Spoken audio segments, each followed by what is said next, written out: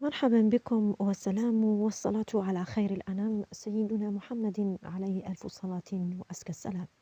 أعزائنا المشاهدين أينما كنتم أسعد الله أوقاتكم.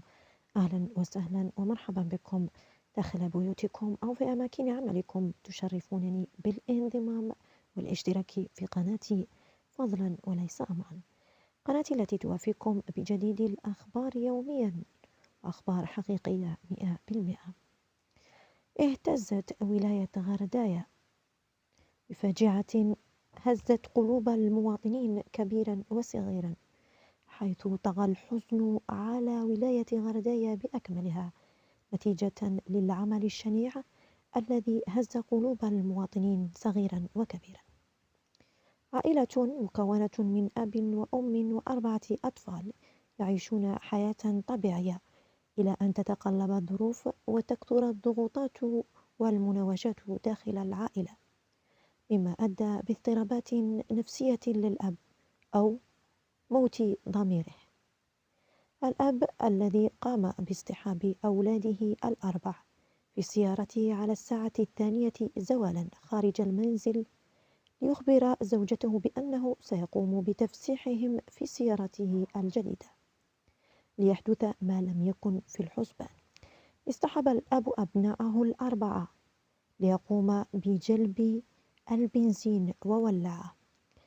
يقوم الأب بقلب ميت وضمير ميت بإفراغ البنزين على أبنائه وبعدها حرقهم، ولكم أن تتخيلوا هول المنظر وهول الفاجعة على قلب أمهم وعائلتهم صغيرا وكبيرا.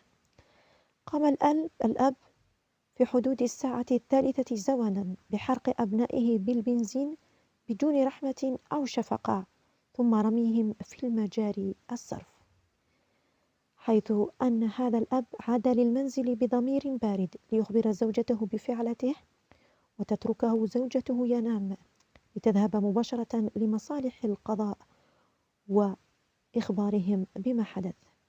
الأب قام بكسر هاتفه ورميه لتتسارع قوات المصالح الدركية لأخذ الهاتف ومعرفة مكان الجثث. الأب في قبضة الأمن ليتم الحكم عليه اليوم.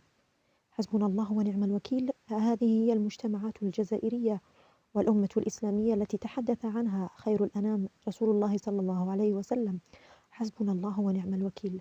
في الأخير اتركوا لنا تعليقاتكم حول هذه الحادثة التي هزت جميع الجزائر وخاصة ولاية غرداية.